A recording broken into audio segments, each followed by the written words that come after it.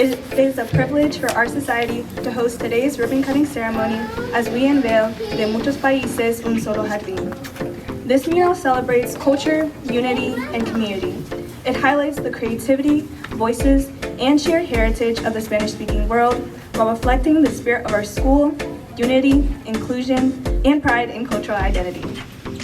Though each flower is unique, together they form one shared garden. This mural symbolizes unity, respect, and the strength found in diversity, reflecting the vibrant and inclusive spirit of East Hartford High School. So in total, this mural took about 45 hours to complete. Thank you to the students that helped. You guys were a huge help. I tell them every day, I was like, I couldn't do this without you guys. And this is the community that's helped raise me. So to be able to bring this type of energy and this type of brightness and color to the students that go here now, I'm sure it has made a dramatic change in attitude, a dramatic change in just their sense of being. They walk into just possibility and growth and unity. Unity on three. 1, 2, 3. Unity.